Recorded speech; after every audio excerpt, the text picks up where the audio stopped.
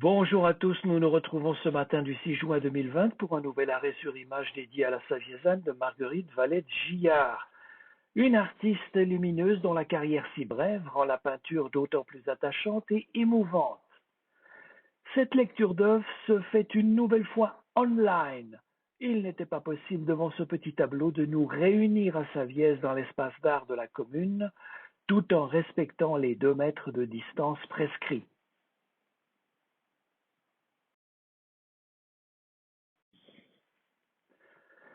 La voici, cette Saviezanne, une huile sur toile de 29 cm de haut sur 33 cm de long, un tableau de la collection de la commune de Savièse.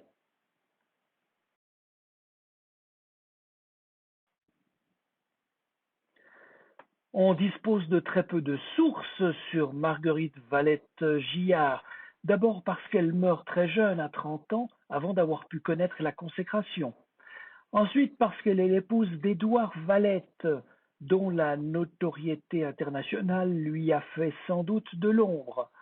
Enfin, parce qu'en 1914, 4 ans avant sa mort, elle avait cessé de peindre pour se consacrer à sa première fille Liliane.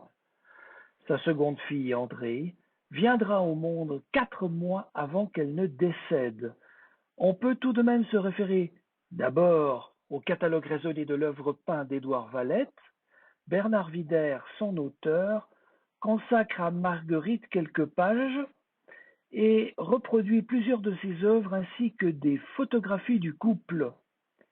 La Fondation Valette a consacré une exposition au couple en 2013 et son site internet recèle de précieuses informations. Enfin, la revue Page d'Art avait en 1919 rendu hommage à l'artiste dans un article poignant où le journaliste John Pister regrettait de n'avoir pas su immédiatement reconnaître le véritable talent de Marguerite. John Pister cite entre autres des propos d'Édouard Valette qui observe, je cite, « un fait, presque une loi qui se peut souvent vérifier, c'est que pour les natures richement douées et dont la destinée est de mourir jeunes, la floraison de tous leurs dons se fait rapide, merveilleuse, pendant le court espace de temps qui leur est mesuré. »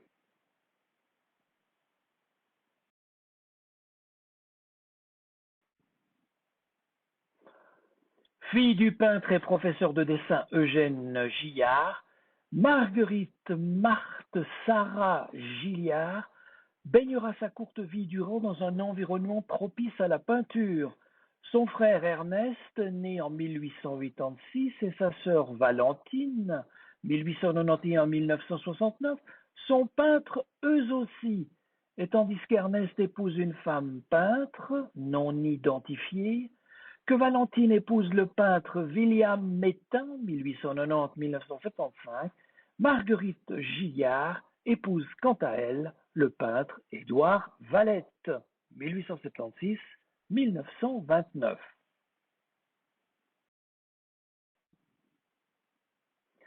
Géomètre de formation, Eugène Gillard grandit à Vevey, où il fait la connaissance de Gustave Courbet et de l'anarchiste Élisée Reclus, dont on aperçoit ici le portrait en pleine activité oratoire. Devenu professeur de dessin, il applique une méthode qui tiendra une place importante dans l'histoire de l'art suisse.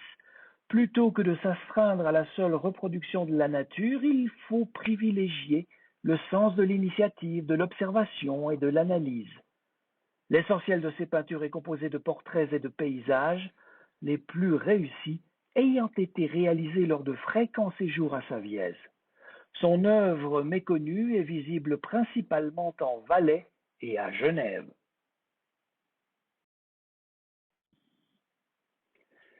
Quelques exemples de tableaux d'Eugène Gillard. Voici Genève, les toits.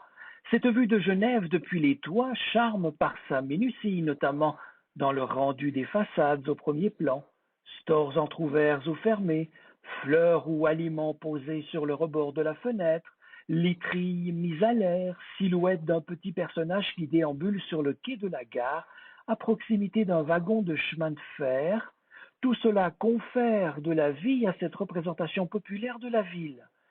C'est en effet depuis le quartier des Grottes Saint-Gervais que le peintre a saisi ce panorama de la cité de Calvin.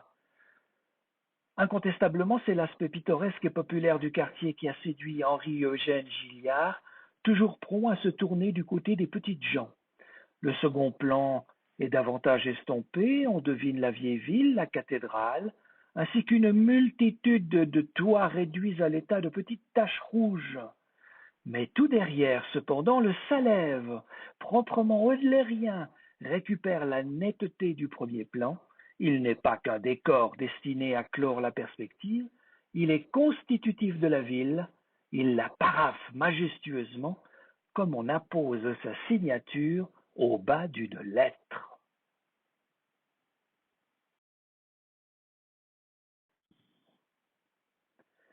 La famille Gilliard séjourne régulièrement à Savièse, aussi toute une production picturale d'Eugène et Saviezanne.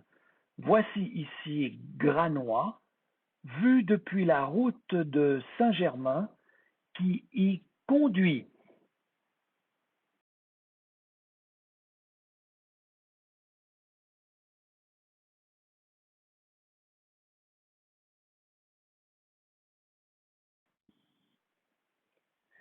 Saviezanne filant la laine, d'Eugène toujours, un tableau qui rappelle par son sujet moult tableaux de l'école de Savièse.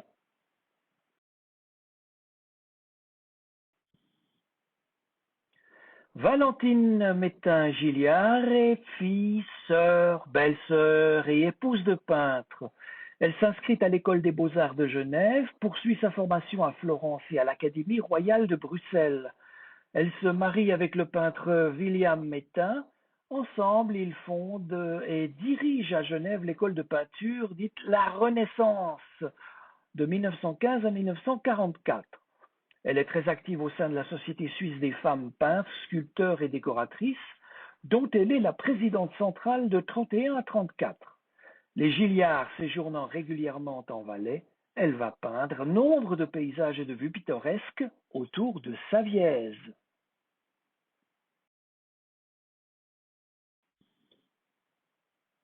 Un premier tableau de Valentine, fillettes en costume sur les marches d'escalier. En disposant trois fillettes en costume sur un escalier, Valentine perpétue l'archétype de la Valaisanne, telle qu'on veut la voir en ce début de XXe siècle, idéalisée, simple, pure, respectueuse des traditions, encore indemne des vicissitudes du monde moderne qui tambourinent à la frontière d'un canton que ces artistes s'évertuent à préserver. Cette tradition a en effet ses turiféraires, à commencer par Marguerite Burnat-Provins, Ernest Bieler, Albert Muret. Albert Muret, pour qui l'enfance consomme la pureté et l'innocence de la vie rurale au cœur des Alpes, comme on va le voir tout bientôt.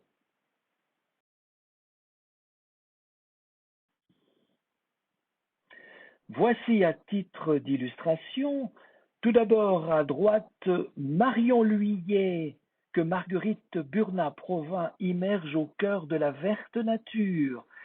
Et voici à gauche l'escalier fleuri d'Albert Muret, avec cette jeune enfant qui arbore un visage mélancolique, parce qu'elle n'est plus une fillette, mais qu'elle n'est pas encore une femme, et de fait, ses pensées d'un monde à l'autre vont et viennent entre souvenirs et projections, enfance et âge adulte, cependant que les fleurs épanouies alentour anticipent les années de bonheur que la jeune demoiselle parcourra dans ce coin de paradis.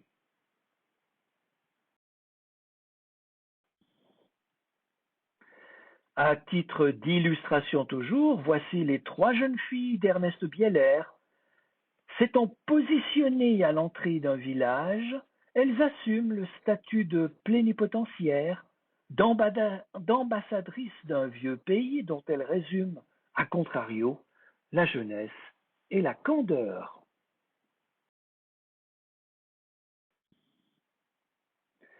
De Valentine toujours, voici Sur le chemin, une œuvre propriété de la commune de Savièse.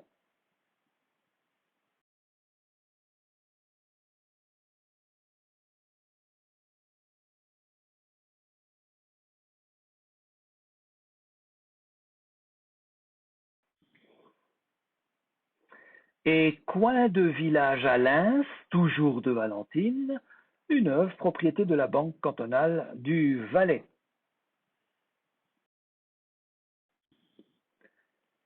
Et pour conclure cette présentation familiale, voici à gauche une œuvre de William Métain, dont l'art s'est quelque peu éteint. Vous voudrez bien me pardonner cette vilaine paronomase.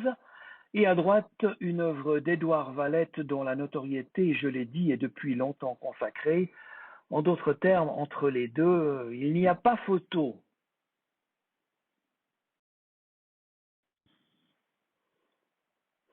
C'est en 1909 que Marguerite Gilliard fait à Savièse la connaissance d'Édouard Valette, son futur époux. Ils se marieront dans la petite chapelle de Rio, 6 en face du Mont-de-Long, un village où ils vivront quelque temps avant de séjourner à Vercorin dans la maison qui abrite aujourd'hui la Fondation Édouard Valette. Ils auront 2 enfants, Liliane et André, et malheureusement Marguerite meurt très jeune, à 30 ans seulement, le 10 juin 1918, des suites d'une faiblesse cardiaque, plongeant Édouard dans un profond désespoir. À droite, un croquis particulièrement poignant qui montre Édouard et ses 2 enfants devant un portrait de Marguerite.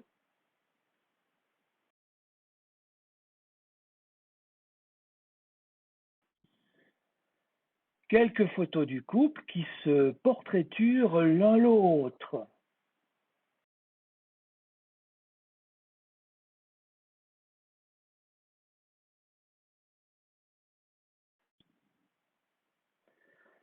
Liliane, Édouard et Marguerite sur les escaliers de leur maison à Vercorin. À droite, le même escalier aujourd'hui, dans ce qui est aujourd'hui la Fondation Édouard Valette à Vercorin.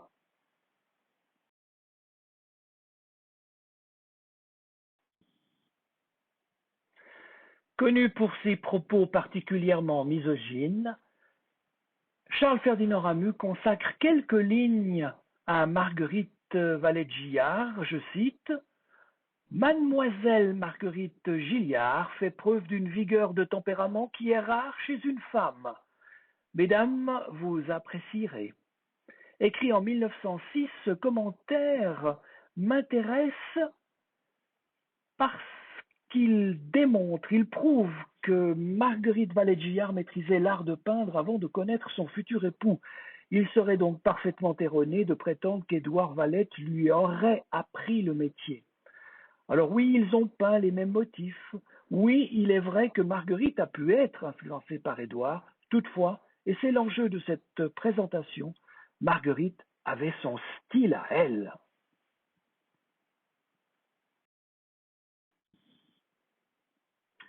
On compte en tout et pour tout une trentaine de tableaux de Marguerite Valette-Gillard. En voici quelques-uns.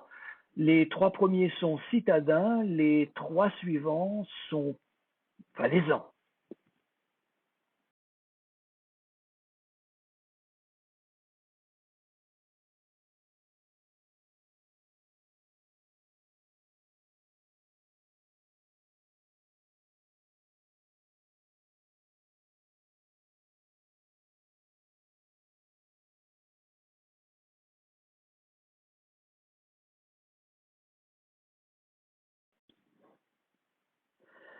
On note qu'ici Marguerite sacrifie au mythe du Valaisan, d'apparence bourru à l'extérieur, mais qui cacherait une bonté d'âme à l'intérieur.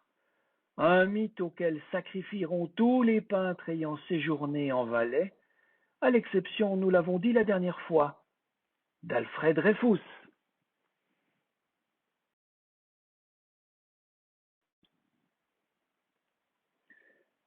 Voici ici la chapelle de Rio en face du Mont-de-Long.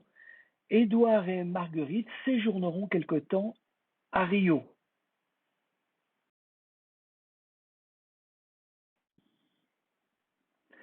Et voici ici l'église de Vercorin. On verra que le couple a peint le même sujet vu sous le même angle.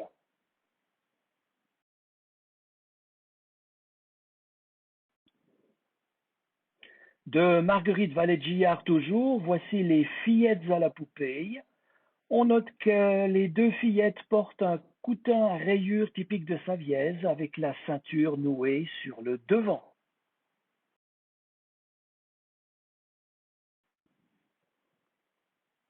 Et enfin, ce magnifique tableau de Marguerite Vallet-Gillard, la Valaisanne à l'Epenga, ou broche servant à fixer le chignon, un merveilleux portrait de jeune Valaisanne, tête appuyée contre la main, signe caractéristique de la mélancolie.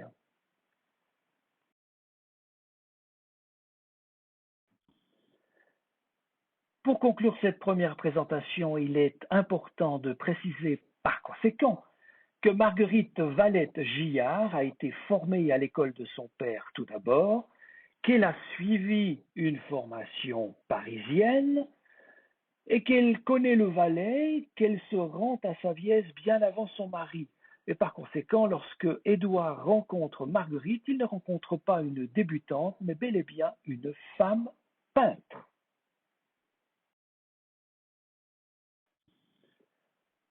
Comparons nos deux artistes, on peut observer ici avec d'une part deux tableaux de Marguerite, d'autre part deux tableaux d'Édouard Valette, qu'ils ont peint les mêmes motifs, les mêmes sujets, avec pratiquement les mêmes points de vue.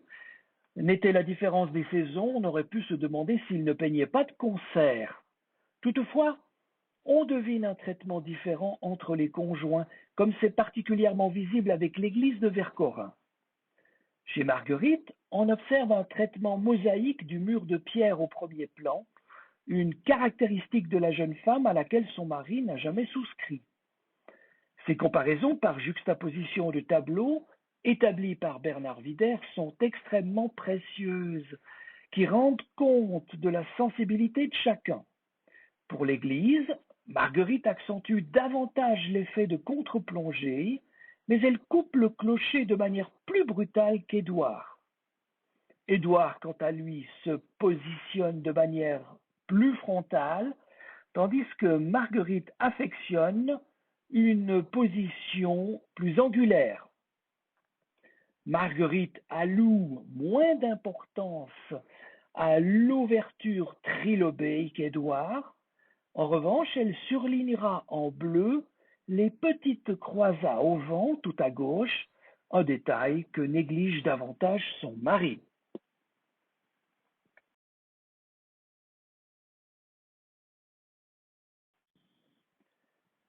D'autres différences apparaissent entre Marguerite et Édouard. Marguerite est plus sensuelle, elle est davantage préoccupée par la beauté plastique de ses personnages féminins.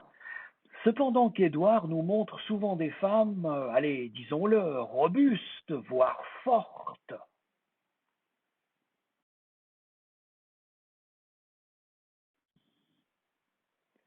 Chez Édouard Valette, la femme peut être représentée de dos, visage masqué, et la plupart du temps occupée. Elle est toujours contextualisée dans un environnement laborieux qui caractérise la vie quotidienne des femmes dans un village de montagne.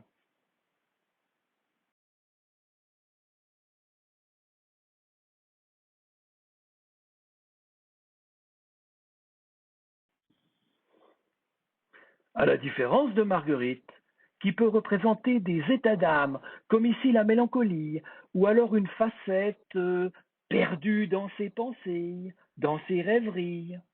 Elle confère douceur, sensualité, éveil à l'amour, désœuvrement, et en ce sens, je la sens bien plus proche d'une Marguerite Burnat-Provins,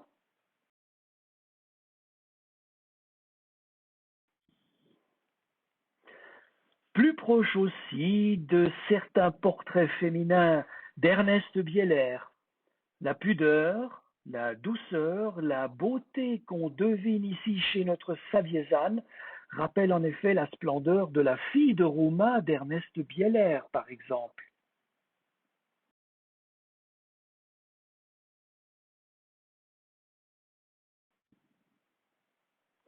Il faut maintenant nous atteler au tableau qui nous intéresse aujourd'hui, Et à ce propos liminaire de Bernard Wider, je cite, quant à sa peinture, elle est beaucoup plus colorée que celle de son mari.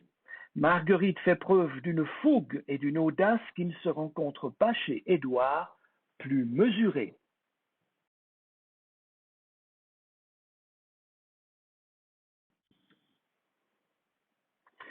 Marguerite Valette-Gillard, en effet, se singularise par la touche quasi expressionniste de sa toile. On en veut pour preuve la violence des contrastes, les ombres violettes délimitant le pourtour des pommettes, les tons rouges qui alternent le vermillon, le cramoisi et l'écarlate du foulard qui vient encercler cette splendide tête de femme dont le front éclaboussé de lumière vive corrobore la beauté.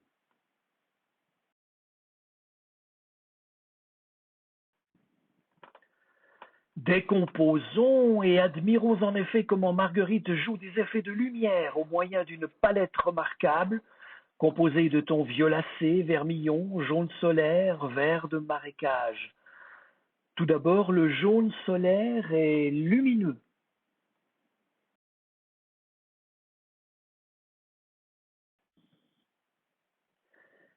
Puis les ombres, vert d'eau, comme ces plantes aquatiques ou ces roseaux printaniers aux abords d'un étang.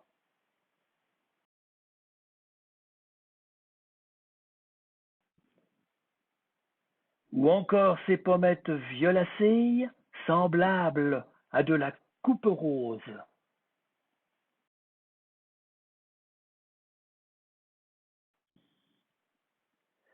Pour former au final un visage arc-en-ciel. Que de la couleur, aucune surface noire, héritage de l'impressionnisme, qui fut l'un des premiers à renier la couleur noire pour les contrastes et les ombres.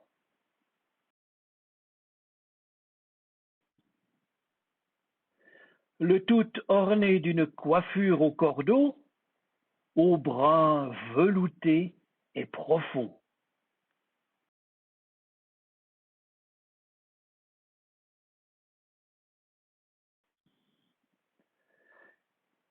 Saviezenne de Marguerite Valette-Gillard est un pur chef-d'œuvre qui rend justice à la couleur vive et à la lumière.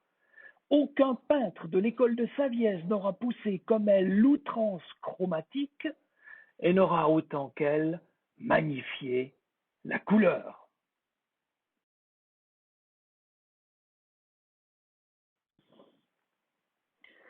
Alors bien sûr, vous commencez à me connaître et vous savez que j'aime exagérer un tantinet. Mais incontestablement, nous affleurons ici à la peinture expressionniste, à celle d'un Schmidt-Rottluff par exemple, représentant son ami Haeckel pendant la sieste.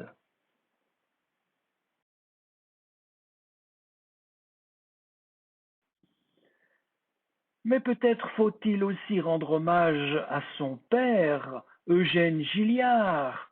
C'est peut-être l'héritage vivace qu'il lui a laissé, parce que Eugène Gilliard n'était pas, lui non plus, avare dans la couleur et dans les tons violacés.